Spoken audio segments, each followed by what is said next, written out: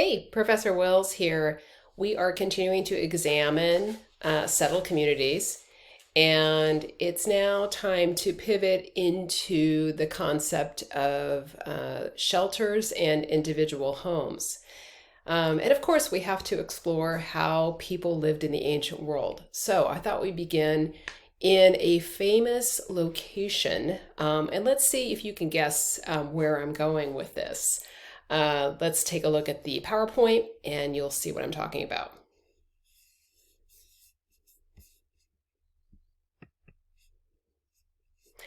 All right, I'll put myself in the corner for the time being here. Well, in this artist rendering on the left, you might notice a volcanic eruption happening. And that is a true event that happened, I believe in the year 79 AD. Guesses to what this location was then, and then on the image on the right, you can see the bowl indentation of the caldera after the volcano had erupted 2,000 years later in a modern photograph. Yes, you're right. It's Pompeii in Italy. Pompeii was an extensive seaside community associated with the Roman Empire. Beautiful location on the Mediterranean Sea. A fantastic backdrop of a mountain behind this very well-organized community arranged on a grid. It had its own amphitheater that you see in the photo on the right as well. A bustling community, prosperous, living the life, at least in the way the Romans like to live.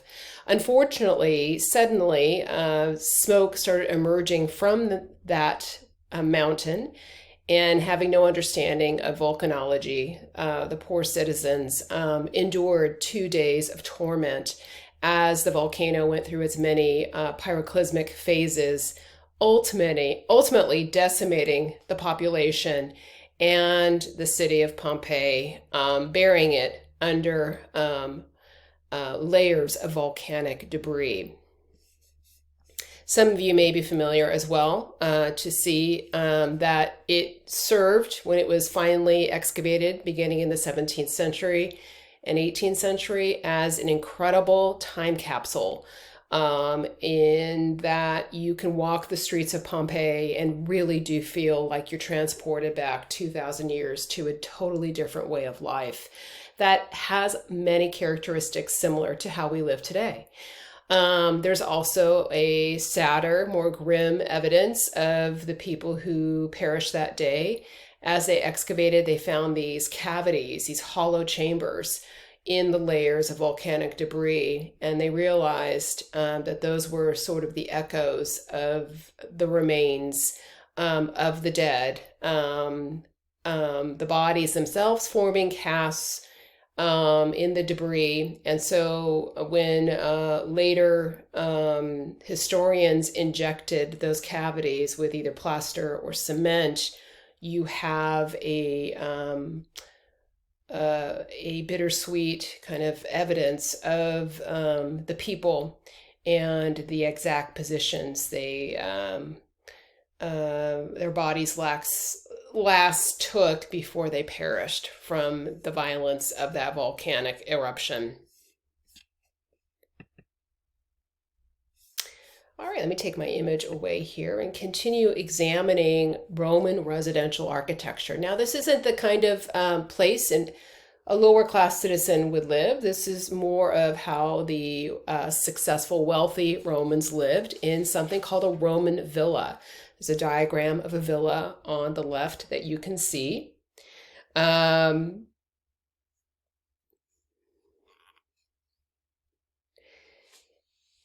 As you can see, it's a home that's longer than it is wide, and it's planned symmetrically with a central access. So if this is the front door that I'm indicating with my cursor here, in the diagram, it would translate down here by number 1, And what I mean is a central access is you could literally run a line down the center from one end of the house to the other. The elements are organized on the left and right in a symmetrical arrangement of spaces used for dining, seating, storage, bedrooms, staff quarters, that kind of thing. And so it has more of an inward focus, meaning if you pivot back up here, you might notice there aren't any windows on the sides of the structure. Almost like some of our very ancient communities we studied in this class already. That keeps the noise and dust out. And instead, like some of our very earliest communities that we've studied, you find that they are creating these open air skylights. And that provides light inside. It provides ventilation. And some of you are thinking, well, what about those rainy days that come along every once in a while, even in a Mediterranean climate like Italy? Well, if you look at item number 3 here on the diagram, they would create pools inside the homes and collect the rainwater in a kind of environmental way.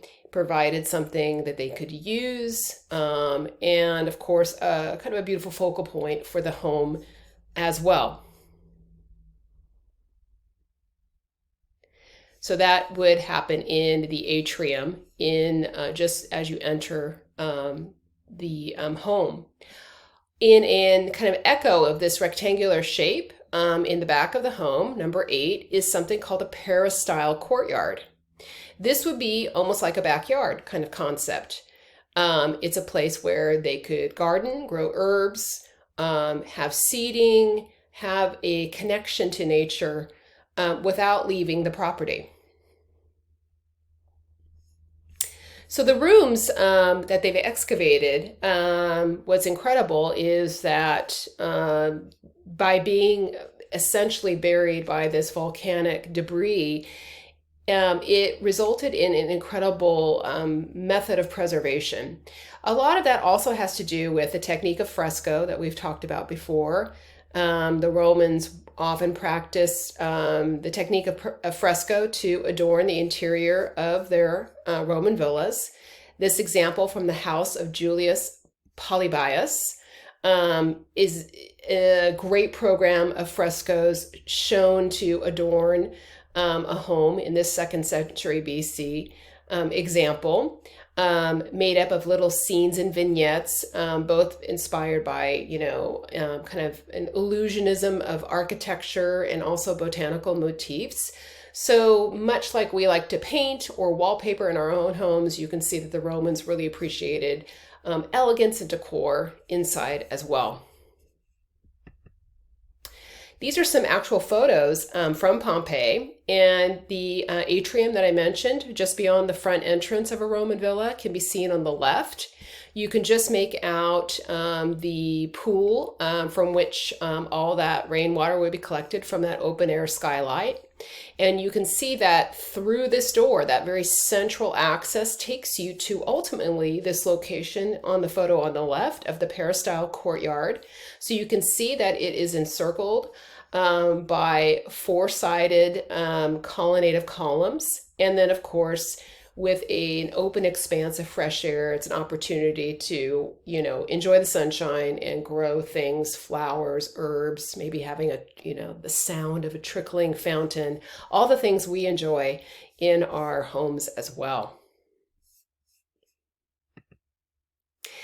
And if you ever want to experience a Roman villa that is seemingly in perfect condition, but not really from the ancient world, pop over to Malibu, because when oil magnate J. Paul Getty built this place with the idea of living there, but also serving as a repository for his vast collection of art from classical Greece and Rome, he commissioned his architects to create a replica of a Roman villa.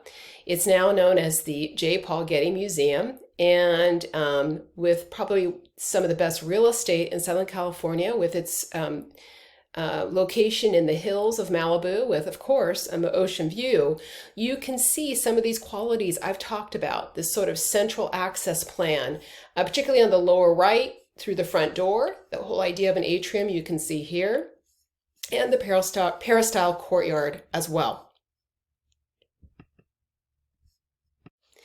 All right, around the same point in history, let's examine what we know about ancient Chinese architecture, at least associated with the Han Dynasty era of the years 25 to 220, because of the dominance of construction in wood. There is nothing that remains from ancient history in China that tells us through some kind of ruin what their residential architecture was like. But there is something that gives us insight, and that are these two models. They're made of ceramic. This example in the photo is about 52 inches in height, almost envisioning it like the size of a dollhouse.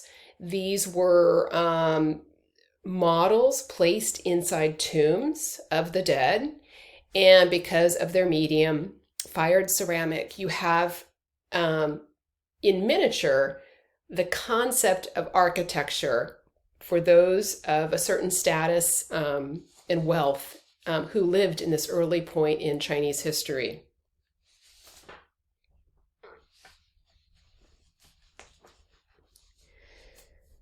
So what you find here is these are the houses likely of the rich, and the models of these emulated the ruling class's palaces.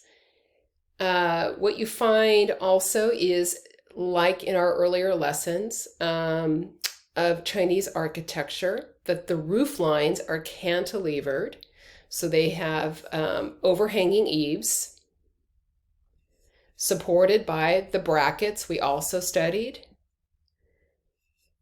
And the benefit of that, when you think of these original palaces being constructed of wood, is that they shed rain more effectively.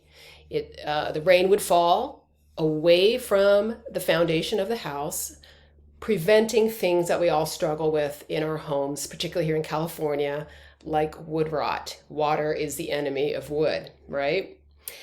So the architecture itself, instead of being single story, like a Roman villa, is stacked and has many elevations. In this case, it's seeming to have at least 4 elevations. By the time you get to the top, the size of each elevation starts to decrease. But there are certain elements that we all enjoy as kind of luxury features in our homes as well, such as wraparound balconies and exterior embellishment made up of different abstract patterns and colors and designs as well. They say that inside some of these palaces would be decorated with jade and gold to give them even more of that, bespeak even more to the elegance of the owner who dwelled within. Moving on to 20th century architecture, I'll introduce you to the work of a famous name in American architecture, Frank Lloyd Wright. This is one of his masterpieces called Falling Water. It belonged to the Kaufman family, who used it as a summer residence in Pennsylvania. And it dates, despite its very modern look, back to the 1930s. You can see that there is a strong emphasis on horizontal lines and vertical, as well as geometric forms. But look at the cantilevered construction here. That's noteworthy because Frank Lloyd Wright was very influenced by Asian architecture. And when you think about the location, this incredible river flowing right through the house with the presence of large boulders incorporated into the architecture as well, it aligns with Wright's philosophy that architecture should merge into the natural surroundings. So to learn more about this, I'd like you to watch a video link I'm going to provide, and you'll see it below this video lecture to learn more why this is such an iconic American home.